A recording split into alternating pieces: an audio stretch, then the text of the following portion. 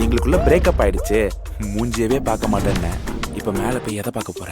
ஒரு மேட்ரு பேசி முடிக்க வேண்டியிருக்கு. அதுக்கு நீ படியில ஏறி நேர் வழியிலே போலாமே. போகலாம், அவங்க அம்மா அப்பா இருப்பாங்கல்ல. பேசத்தானே போற. இப்போ டோர் ஓபன்.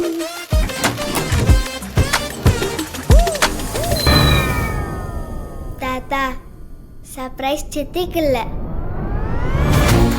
இது தப்பா மாட்டினாதான் எனக்கே தெரிஞ்சது.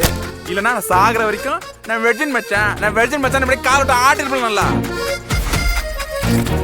relationships are meant to be forever, Vasu. இந்த ஃபார் அண்ட் ஆல்வேஸ்லாம் சும்மா ப்ராக்டிக்கலா வேலைக்கு ஆகாது. ஒன்னால புரிஞ்சுக்க முடியாதுன்றதுனால அது இல்லைன்னு கிடையாது வாசு. எப்போ வரைக்கும் மாமா? எப்பவுமே எப்பவுமே. என்னாச்சு? பாசிட்டிவ். மனு எப்படி மனு பாசிட்டிவ்? மனு எப்படி? எல்லாருக்கும் எப்படியும் அப்படிதான். மனு நான் தான் அன்னைக்கு இந்த மேஜிக் பலூன் போட்டிருந்தேன். மனு என்ன வாசே, பலூன் கிலூன் போட்டாலும் அந்த பொண்ணு பிரெக்னென்ட் ஆகுது, ஒரு 10 சான்ஸ் இருக்குது. என்ன யோசிச்சிருக்கு வாசு? வேண்டாம் மனு, அபார்ட் பண்ணிடலாம். அபாஷன் தானே. பப்பாயா சிசிமி சீடு இந்த மாதிரி நாட்டு ட்ரை பண்ணுவோம். இந்த சுச்சுவேஷனில் ஒன்றை விட்டால் எனக்கு வேற யாராலையும் ஹெல்ப் பண்ண முடியாது. எப்போ நடந்துச்சு? என்னது மச்சான்? அதான்டா மேட்ரு. அது எப்ப நடந்துச்சுன்னு அக்கா கேட்குறாங்க. மானத்தை வாங்கணும் பண்றோம். இனி அவ கைக்கு போன் போக கூடாது.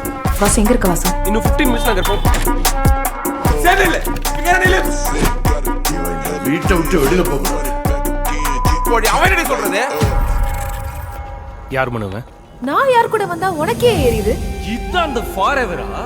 நாம 2 பேரும் ஜஸ்ட் ஃப்ரெண்ட்ஸ் தான். ஒன்னு வச்சுல கேம் ஆறாடா அவன். அபார்ஷனை தாண்டி இந்த பிரச்சனைக்கு ஒரு சொல்யூஷன் இருக்கு. உனக்கு இந்த குழந்தை வேணுமா? நீ ஏன் மனுவை கல்யாணம் பண்ணிக்க கூடாது? விடிஞ்சா அந்த பொண்ணுக்கு வேற ஒரு பையன் கூட நிச்சயதார்த்தம். உனக்கு அவ்வளவு கேவலமா போயிட்டு மூடு வந்தா மூடிட்டு இருந்திருக்கும்டா. நீ சும்மா பிரச்சனை